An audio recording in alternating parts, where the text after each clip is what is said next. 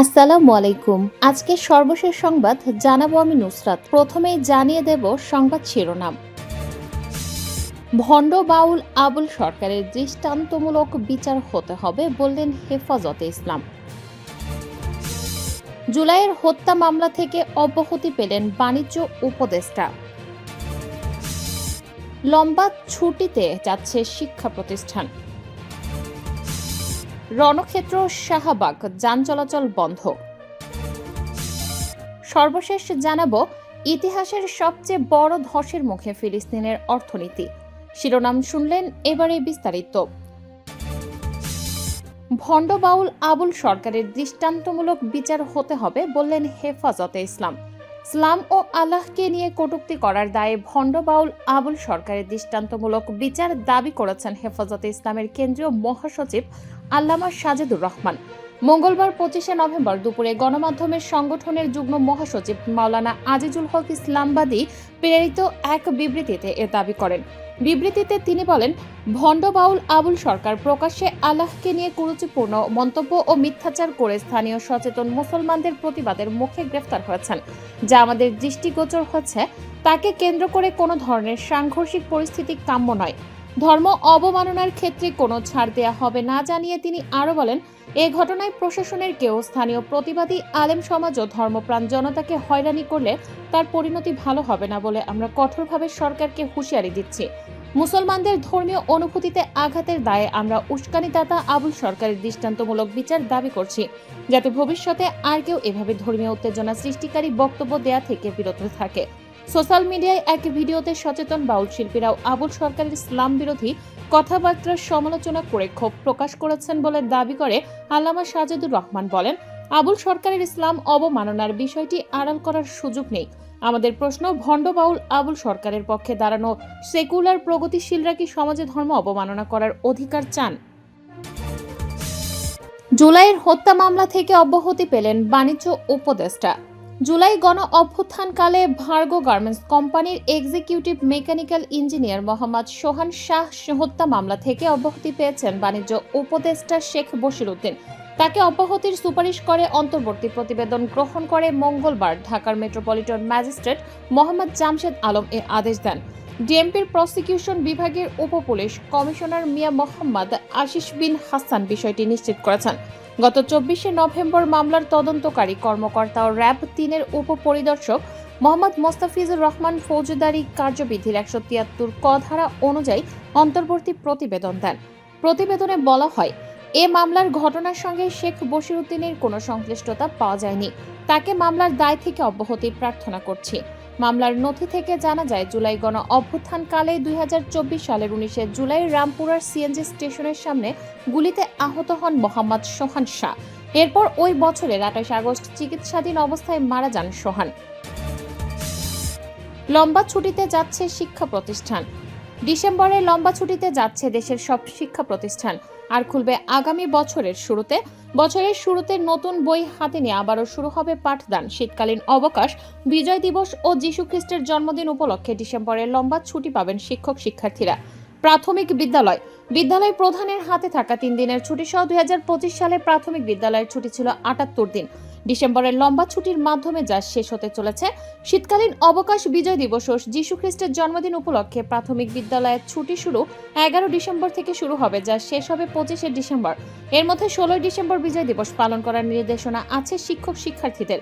এছাড়া 2025 সালের সরকারি প্রাথমিক বিদ্যালয়ের বৃত্তি পরীক্ষা আগামী 21 থেকে 24 ডিসেম্বর অনুষ্ঠিত হওয়ার কথা রয়েছে।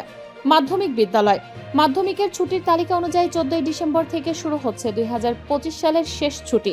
যদিও এর আগে 12-13 ডিসেম্বর শুক্র ও শনিবার সাপ্তাহিক বন্ধ থাকবে। মাধ্যমিকের এই ছুটি শেষ হবে 28শে ডিসেম্বর। ছুটি শেষে আগামী 28 ডিসেম্বর থেকে শুরু হবে 8ম শ্রেণীর বৃত্তি পরীক্ষা, যা চলবে 31 ডিসেম্বর পর্যন্ত।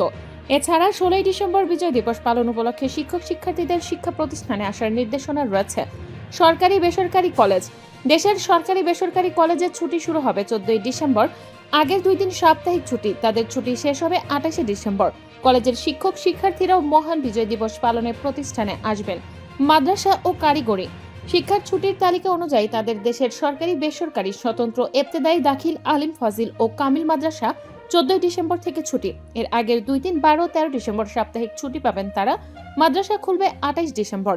এদিকে মাদ্রাসায় 2 স্তরে বৃত্তি পরীক্ষা রয়েছে। রণক্ষেত্র শাহবাগ, যান চলাচল বন্ধ। রণক্ষেত্রে পরিণত হয়েছে শাহবাগ। 47তম বিসিএস এর লিখিত পরীক্ষা পেছানোর দাবিতে আন্দোলনরত পরীক্ষার্থীদের সঙ্গে সেখানে পুলিশের পাল্টাপাল্টি ধাওয়ার ঘটনা ঘটে। মঙ্গলবার বিকালে ঘটনা ঘটে। পুলিশ আন্দোলনকারীদের ছত্রভঙ্গ করতে জলকামান থেকে পানি ও সাউন্ড গ্রেনেড নিক্ষেপ করেছে। এরপরও সেখানে অবস্থান নিয়ে আছেন প্রার্থীরা। শাহবাগে বর্তমানে যান চলাচল বন্ধ রয়েছে। এর আগে দুপুরে আন্দোলনকারীরা কেন্দ্রীয় শহীদ মিনার থেকে প্রধান উপদেষ্টার বাসভবন যমুনা অভিমুখে পদযাত্রা শুরু করেন। তারা শাহবাগ মোড়ে পৌঁছালে ব্যারিকেড দিয়ে তাদের আটকে দেয় পুলিশ। এতে সেখানে অবস্থান নেন পরীক্ষার্থীরা। পাল্টাপাল্টি ধাওয়ায় 25 জন আহত হচ্ছেন বলে দাবি করেছেন আন্দোলনকারীরা। এছাড়া আন্দোলনকারীদের ছোড়া ইটের আঘাতে শাহবাগ থানার ভারপ্রাপ্ত কর্মকর্তা খালেদ মনসুর আহত হয়েছেন।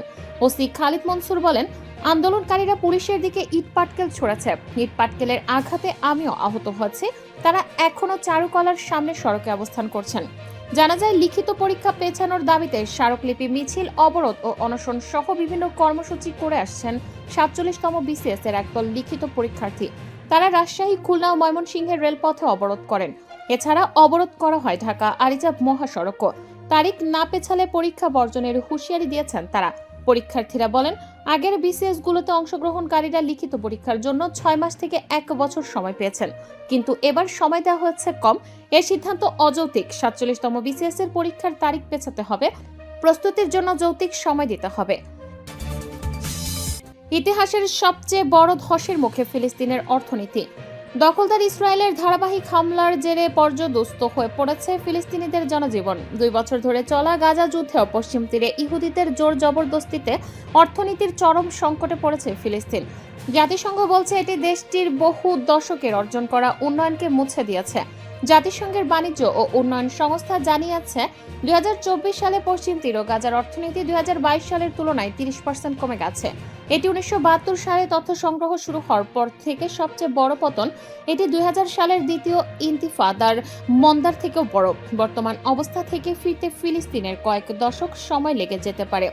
ইউএনসিটিএডি এর deputy secretary general Pedro Manuel Moreno বলেছেন, আজ যা দেখছি তা অত্যন্ত উদ্বেগজনক। দীর্ঘস্থায়ী সামরিক অভিযান এবং দীর্ঘমেয়াদী সীমাবদ্ধতার সংমিশ্রণ ফিলিস্তিনি অর্থনীতিকে রেকর্ড বিপর্যয়ের দিকে ঠেলে দিয়েছে। স্বাভাবিক হতে লাগবে কয়েক দশক। জাতিসংঘের প্রতিবেদনে বলা হয়, গাজার একজনের আয় 2003 সালের স্তরে ফিরে এসেছে। এটি 22 বছরের উন্নয়ন অগ্রগতি মুছে দিয়েছে। গাজা পুনরায় স্বাভাবিক উৎপাদনে আসতে কয়েক দশক সময় নেবে, এমনকি দীর্ঘ সময় আন্তর্জাতিক সহায়তার ওপর নির্ভরশীল থাকবে। ইউএনসিটিএডি এর অর্থনীতিবিদ রামি আল আজেহ বলেছেন, যুদ্ধের আগে গাজা যা উৎপাদন করত তার চেয়ে বেশি উৎপাদন করত এবং সম্পূর্ণ পুনরুদ্ধার করতে এতে দশক সময় লাগবে। যদি সব শর্ত ঠিক থাকে, বর্তমানে গাজায় একজনের বার্ষিক জিডিপি মাত্র $161, দিনে প্রায় 44 সেন্ট, যা বর্তমান বিশ্বের সর্বনিম্ন। পশ্চিম তীরের অবস্থাও মারাত্মক। ফিলিস্তিন সরকারের অধীনে থাকা পশ্চিম তীরের অর্থনীতি সবচেয়ে মারাত্মক মন্দার মধ্যে রয়েছে। চলাচল ও প্রবেশাধিকার সীমাবদ্ধতা এবং অর্থনৈতিক সুযোগ হারানোর ফলে কৃষকরা তাদের ফসল ও পশু পাখি দেখতে পাচ্ছেন না। ইউএনসিটিএডি এর মুখপাত্র মুতাসিম এলগ্রা বলেছেন, অনেক কারণে ফিলিস্তিনি অর্থনীতিকে ক্ষতিগ্রস্ত করেছে। সবকিছু মিলিয়ে অর্থনৈতিক সমস্যাকে আরো গভীর করছে।